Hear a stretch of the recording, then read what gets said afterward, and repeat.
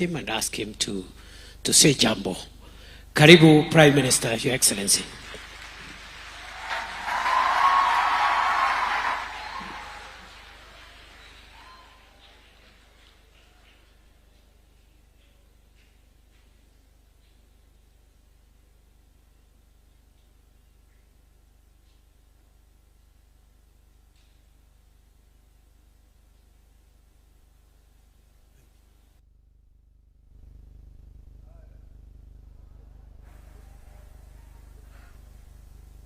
Your Excellency,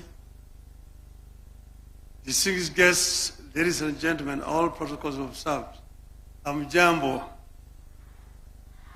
Hamjambo tena. I was telling His Excellency there that we should have started this meeting at 9 o'clock in the morning. This is a very important subject that you don't bring in the afternoon. Most people are tired. But I'm very happy to be here this afternoon. And let me begin by saluting the people of Kenya who braved a painful struggle, not only to give themselves a new constitution, but also to make the word constitution a popular and a valid subject for discussion in our country.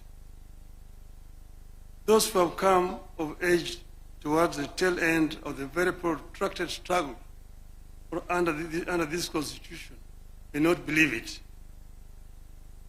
But there was a time when being perceived to be harboring thoughts about a new constitution landed people in jail. I wish to pay unreserved tribute to those citizens of Kenya, the living and the dead, who braved the worst in order that Kenya may get a new constitution. And here, you may remember some of them. The late Masinde Muliro, my father Jaramogi Oginga Odinga, Martin Shikuku, George Ndenge, Ahmed Bamariz, Philip Gachoka, and then my other teams, the Young Turks, Paul Muite, James Orengo, Professor Nyang Nyong'o, Yua Ger, Toby Manyara, Kitui. And then members of my parliamentary select committee who started the serious process of making a new constitution. One of them, His Excellency the President here. The other one, the son of Anna, the Prime Cabinet Secretary. The other one, Kalonzo Musyoka, Noah Katanangala, the late George Anyona, Martha Karua, those others there. I want to congratulate all of them. There are so many other Kenyans who made it possible for us to have a new constitution. With the proclamation, I want to first say that I want to thank the government and the president for proclamation that has made this day a Katiba Day possible now and into the future. With the proclamation, you have transitioned from fearing to celebrating a constitution. It is my belief that this annual Constitution Day will be an avenue for a robust take on our constitution, what works and what is failing. That was never allowed in the past. I want to encourage Kenyans to engage with this new development now and into the future in the interest of our nation. I'm being very deliberate here in my reference to the nation. It is my firm belief that whatever dreams we choose to pursue, either individually or collectively, we need to have a country first. We must preserve the territory known as the Republic of Kenya first.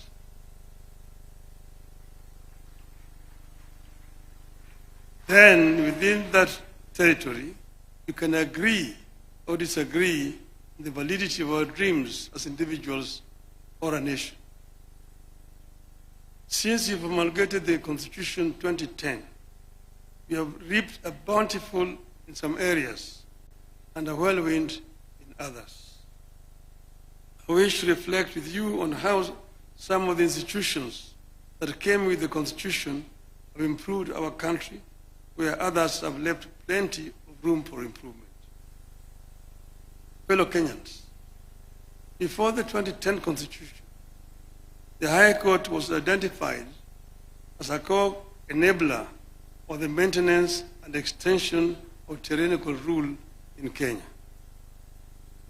Out of that period, you can barely recall any decision of the old High Court that upheld the people's fundamental civil liberties. That is the period in which the Attorney General declared that the President was above the law. And I hope that my sister here will not follow suit. It was the period of constitutional amendment that removed the security of tenure of judges. Since 2010, the Constitution and Human Rights Division of the High Court of Kenya has set itself apart from the Court of Appeal and the Supreme Court as the most effective vanguard of the people's fundamental civil liberties. The Constitution of 2010 came with a stronger mandate for the Auditor General. From an era where the Office of the Auditor General was heard of only once in a year, when it published its reports and dumped it in Parliament.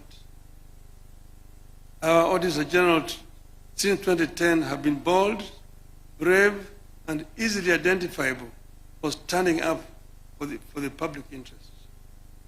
Indeed, the last attempt by the Office of the Auditor General to secure software and equipment to monitor the spending of public finances on a real-time basis ended up with an attempt to arrest the holder of the office, then Edward Ruto, and charge him with corruption. Today, we receive constant and intermittent disclosures of financial impropriety and lack of accountability in government.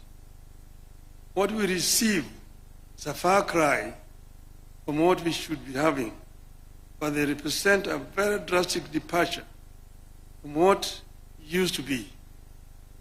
The Commission for Revenue Allocation also came with the new constitution against the background of a past but skewed allocation of natural resources.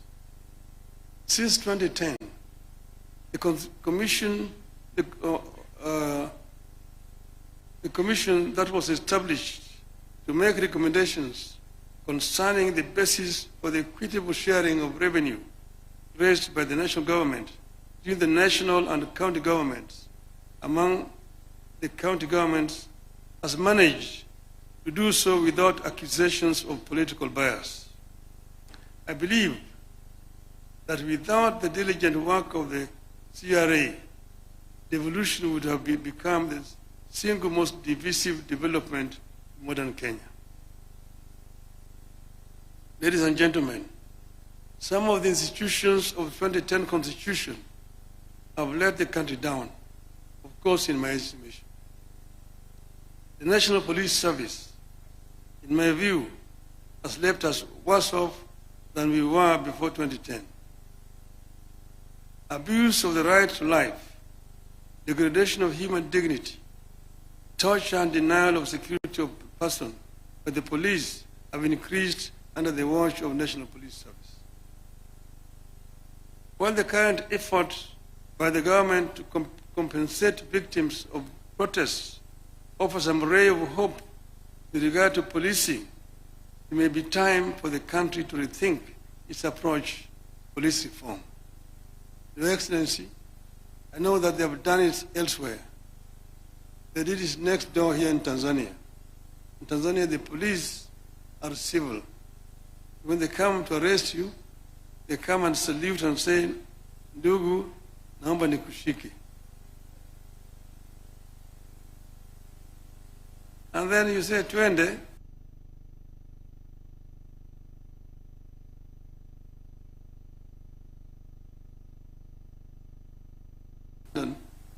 you go to the cop. They're called the Bobby. Excuse me, could you show me the road to Trafalgar Square? Oh yes, Trafalgar Square, yes. Walk straight on. Turn to the left. 100 yards. Turn to the right.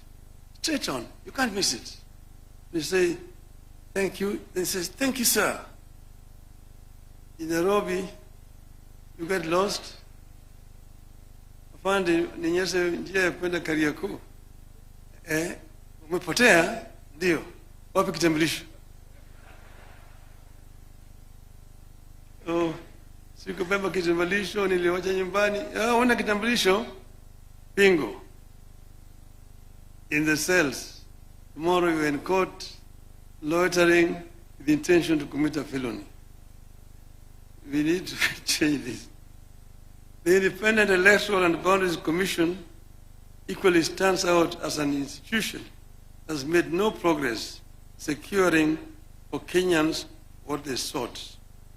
The same issues that Kenyans faced in 1992 when it held its first multi-party elections still hound us. Let us hope that the new electoral commission that we put in place is going to make a difference. Confidence in the commission remains extremely low. Election officials and the processes remain some of the most distrusted and divisive in Kenya. Our elections are some of the most expensive in the world. That is, the cost of per ballot is much higher, 5 times it is in the United States. It never seems to matter how many times we turn over the commissioners or election technology. The doubts remain while the costs get higher. I want to hope that the latest version of IBC will tame the tide against the negativity and doubts that surround the institution. The Director of Public Prosecutions was also a new and exciting creation of the new Constitution. It has largely failed to deliver on the high expectations of Kenyans.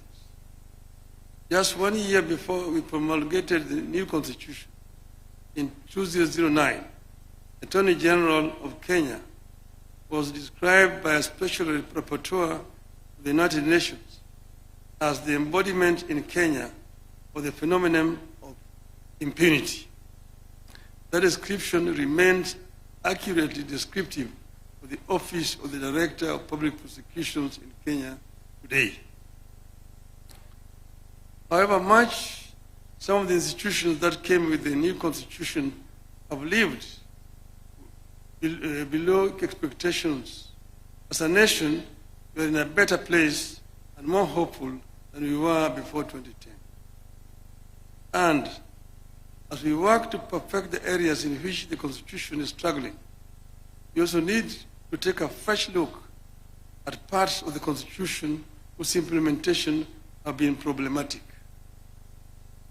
For instance, Article 1 of the Constitution tells us that the people may exercise their sovereign power either directly or through their democratically elected representatives. Kenyans seem to know how to exercise sovereignty through their elected representatives. You know, you go to the ballot, you elect your MCA, elect your MP, your women rep, your senator, governor, your president. There is zero clarity, however, on how to exercise sovereignty directly to achieve desired results. How do 55 million people exercise direct sovereignty? That's a question for the lawyers. Secondly, I believe the time has come for the country to relook the whole issue of devolution. Kenya, in my view, is too tiny for 47 devolved units.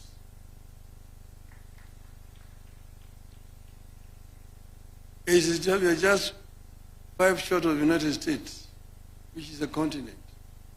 Nigeria, with over 200 million people, has got 34 plus Abuja. South Africa has got 9 provinces. I won't advocate for abolition of any county, but I believe we are ripe for a 3-tier system that has county, regional, and national governments. I believe the articles introduced in the Constitution to strengthen the provincial administration need to be reviewed with a view to abolishing the system. This was an issue at Bomas of Kenya, the provincial administration. And we said it was a relic of colonialism that has no place in independent Kenya, yet we seem to be reviving it. We equally need a review of all the laws that create national institutions and funds for functions better performed by county governments. We are not opposed to implementing projects at the constituency. But under this constitution, constituency is not a devolved unit. Devolution has 2 levels, national and county levels. It is not right for the national government to jump the county government and create another unit below the county government where you call it NG. It is not necessary. Work through the county government. The money that we are giving to these people to go and implement projects at the constituency, give it to the counties. The county be the ones implementing. And let Parliament do what is constitutionally mandated to do: representation, legislation, and oversight. Because if you are yourself a contractor and you are a member of Parliament, who is oversighting you? I've said this amendment that you brought to the Parliament, bring it there, but let us take it to the people. Let us take it to a referendum and test if the people will accept it. Let us check if the people will accept that members of Parliament can be oversighting and also implementing at the same time. Over this, there's no compromise. Tunaenda kwa wananchi. So, Your Excellency, I know that this particular stand is making me very unpopular, but I just don't care. I will stand my ground on this particular issue. With those many remarks, thank you very much. Happy Katiba Day.